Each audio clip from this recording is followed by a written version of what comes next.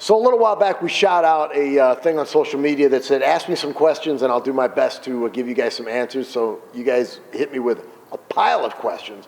I'm going to do my best to get some answers to you. So I'm reading over here some of the questions. This comes to me from a gentleman named Michael Schuster. It says, what rebuild got you hooked and just knew what you wanted to do? You just knew what you wanted to do. Michael, I got hooked at a really, really super young age, man, on cars and bikes. But you asked specifically about a rebuild. I will call it a customizing. I would say it would be my first car, which is a 1979 Z28 Camaro.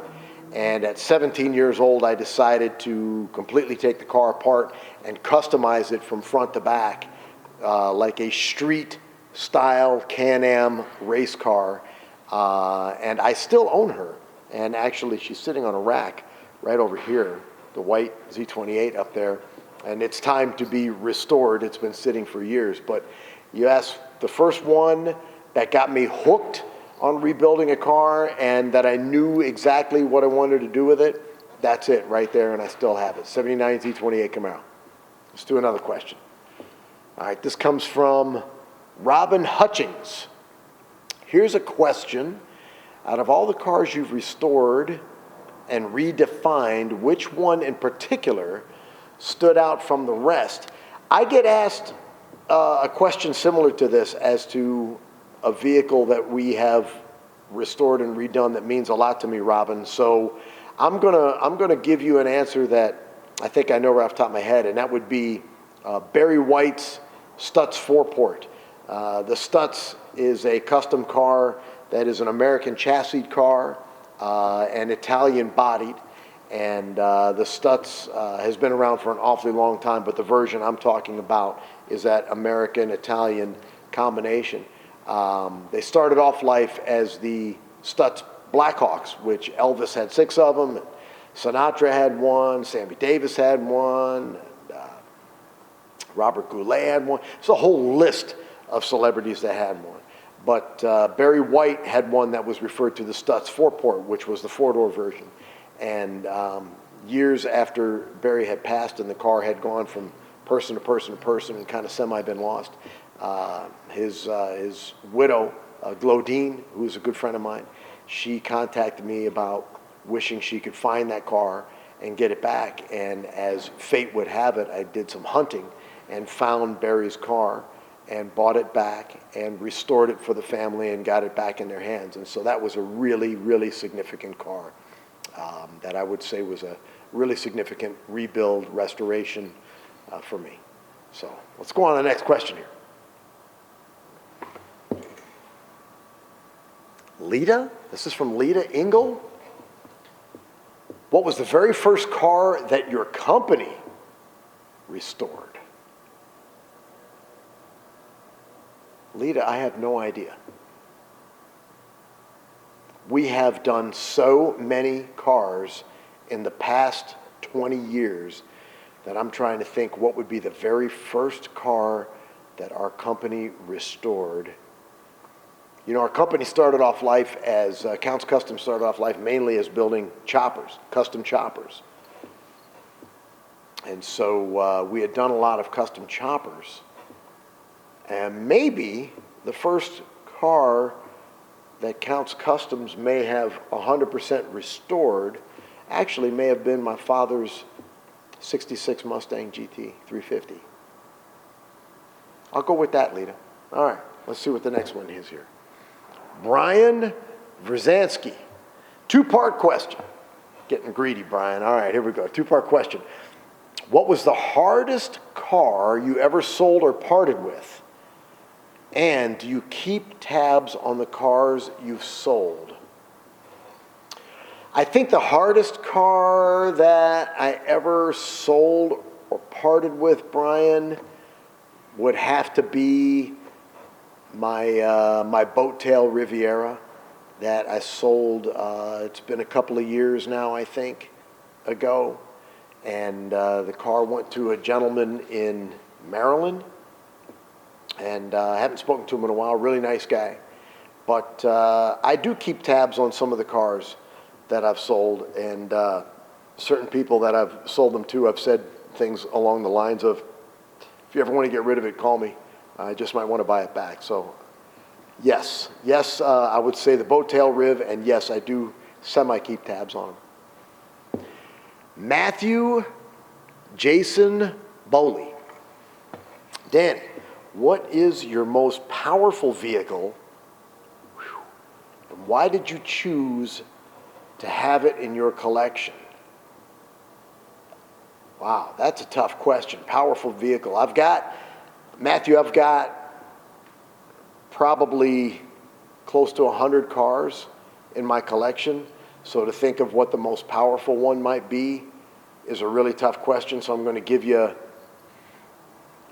a couple of them just off the top of my head. First off, I'm going to go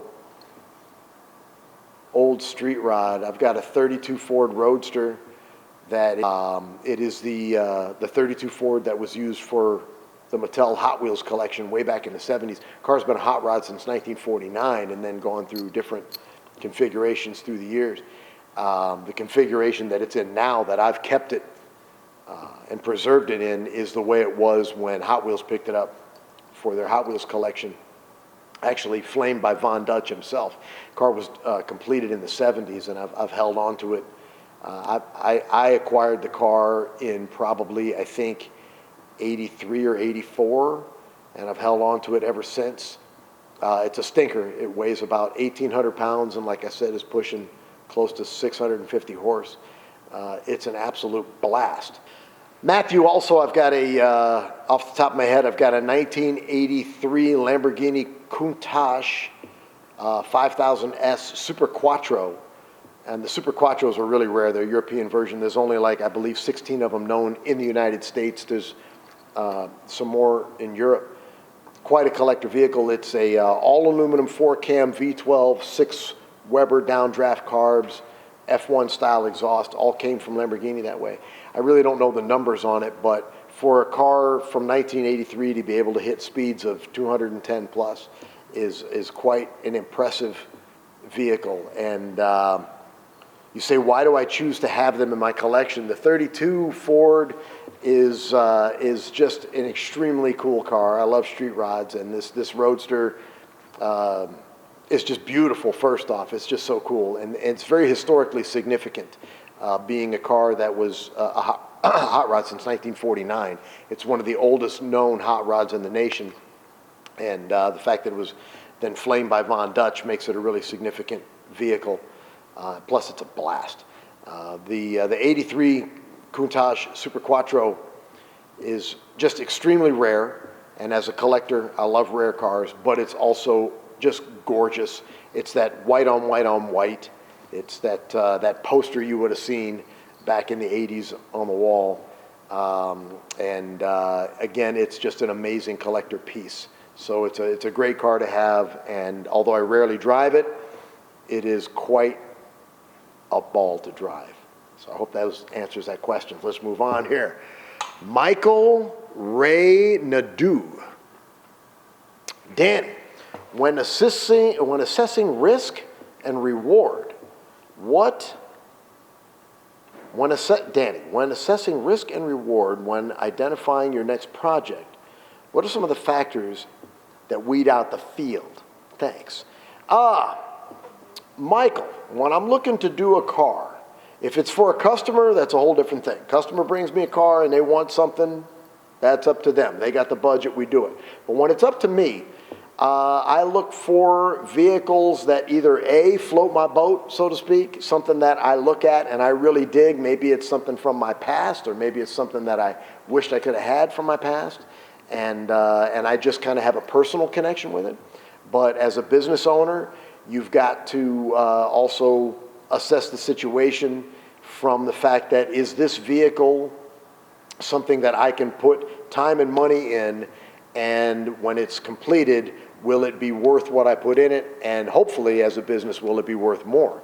So being in the business for 100 years, give or take, I like to look at a potential project and assess it from not only the creative aspect, can I do something about it that makes it cool, but does it make sense financially, and when it's done, is it worth it when I'm finished? So you kind of got to check the market. I'm always watching the market as well. I'm always looking and seeing what cars are selling for.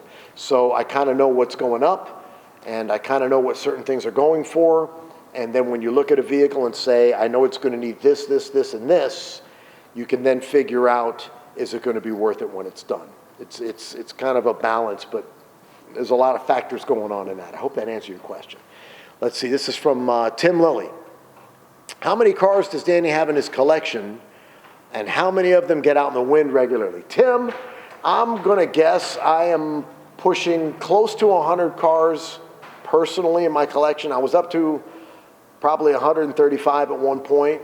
I've been trying to slow down and get rid of some vehicles that I know other people could enjoy and that I wasn't spending time with. So I'm probably pushing somewhere around 100 vehicles in my collection. How many of them get out on a regular basis? I try to rotate vehicles that I personally drive on a regular basis. So I'm going to say there might be 25 to 30 of them that I get out regularly, and then most of them are kept in what I call dry storage, where you empty out all the fluids, you really kind of put them to sleep. But if one starts really harassing me, we'll wake it all up. We'll get all new fluids in it, get some new tires in it, get a new battery in it, all that kind of stuff, and freshly wake it up and get it out on the road. So hope that answers your question. Next, this is from Pat Harvey. No questions, just want to say, Danny, you're a great guy with great values, and it shows. Pat, thanks, man. Thanks for noticing. I'm trying, bro. Thank you very much. Appreciate that.